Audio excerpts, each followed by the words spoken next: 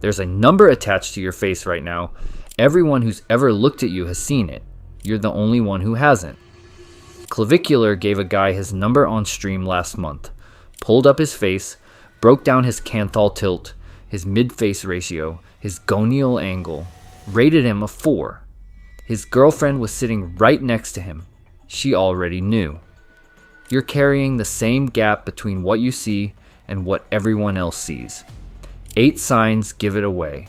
And the last one is something Clav proved on camera without even meaning to. Sign 1. People compliment everything about you except your face. Your shoes are fire. Your haircut is clean. Your fit goes hard. But nobody has ever looked at you and said, "You're a good-looking dude." There's a thread on looksmax.org where a guy documented every compliment he received for 3 months. 62 compliments. Not a single one about his face. His outfit was apparently spectacular. His bone structure was apparently invisible. That's a soft maxing halo. Your clothes are doing all the work your genetics should be splitting with them. Sign 2. But compliments you can cope with. This one actually breaks guys. You look significantly better in the mirror than in photos. Not slightly different. You catch yourself in a bathroom mirror and think, "All right, I'm doing okay." Then someone tags you in a group photo and you barely recognize the guy staring back. There's a reason your brain does this. And honestly, it's kinda cruel. Your brain's been looking at a flipped version of your face your entire life.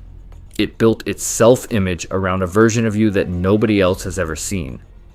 Photos show the real one, the one everyone else actually sees. And all the asymmetries you trained yourself to ignore are suddenly right there. A guy on Reddit posted the same selfie, mirrored and unmirrored side by side. The mirrored version got rated a full PSL point higher. Same face, same lighting. Just flipped. If you avoid cameras like they owe you money, your subconscious already knows what your mirror's been hiding. Your reflection is frauding for you every single day, and you don't even know it.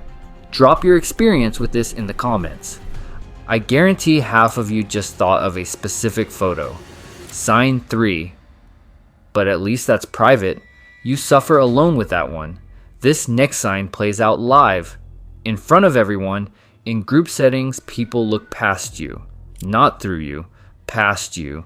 Like your furniture that happens to have opinions. You're talking and eyes drift to whoever's standing next to you. You make a joke. Polite laugh. Your friend makes the same joke 5 minutes later and the group loses it. Here's the part that should bother you. This isn't social. It's biological. The community knows the name. Halo effect. Running in reverse. When your looks aren't doing the work, people subconsciously discount everything else you bring. Your humor, your intelligence, your energy. All filtered through a lens you didn't choose. The black pill community's been screaming about this for years. And the frustrating part is the science backs them up. Studies on the halo effect go back to the 1920s.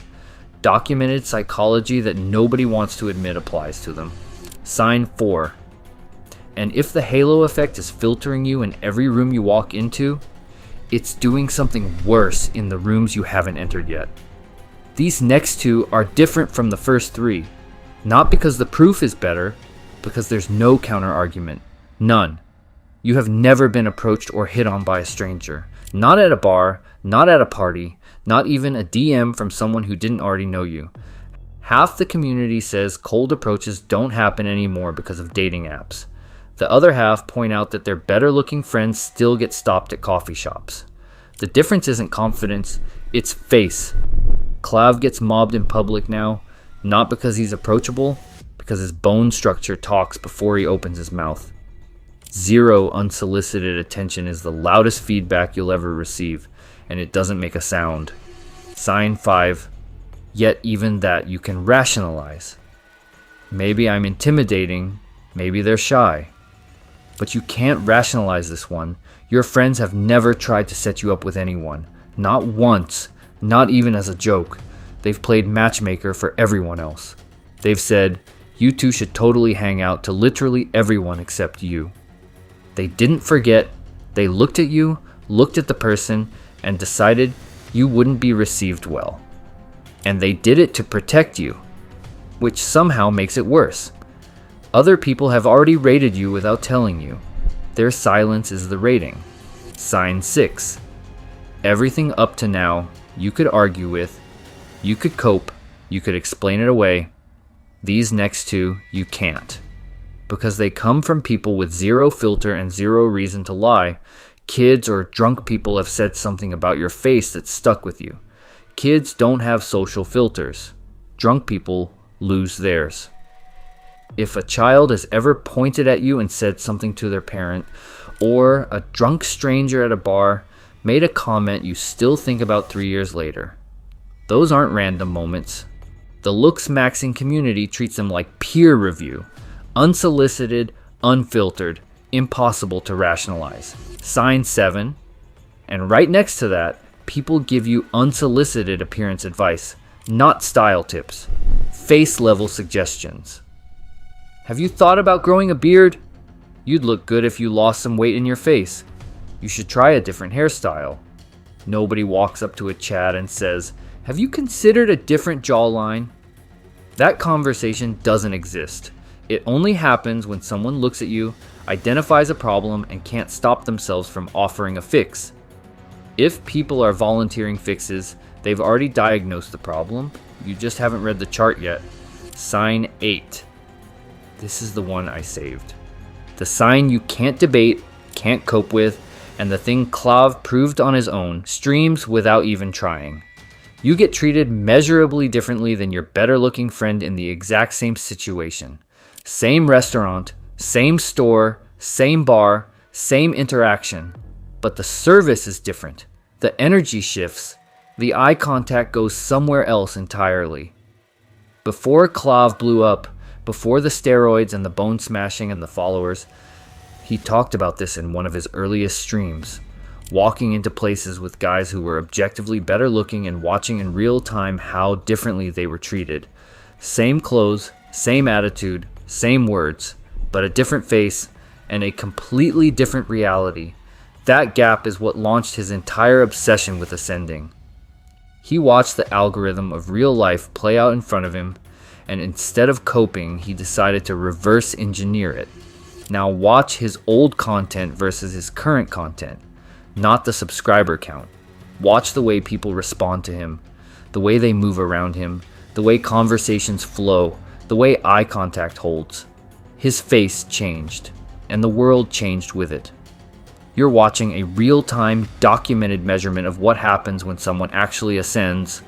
So here's the question the community's been fighting about since looksmax.org went live. If you recognize yourself in most of these signs, do you go the Clav route and hard max your way out, surgery, steroids, bone smashing, the permanent stuff? Or accept the hand you were dealt and soft max within your range? Skincare, gym, style, the things that don't put you under a knife. Because both paths have costs the other side doesn't talk about. Clav's infertile at 20. So right now, I am infertile, but I'm not able to have a kid right now. But if I wanted to, there's a protocol I can put in place to be immediately good again. Wait, why are you infertile right now? So it's just like a negative feedback loop when you're not needing to produce testosterone anymore because your body realizes, okay, we're getting it from an exogenous So you're not producing source. any testosterone naturally? No. But he walked a runway at New York Fashion Week. The guy who accepts his genetics keeps his health, but he keeps the invisible ceiling too. Where do you draw the line? Drop it in the comments. I don't think there's a clean answer. But if you're watching this and you already know which side you're on, this video breaks down exactly what Clav did to his face and what it actually cost him.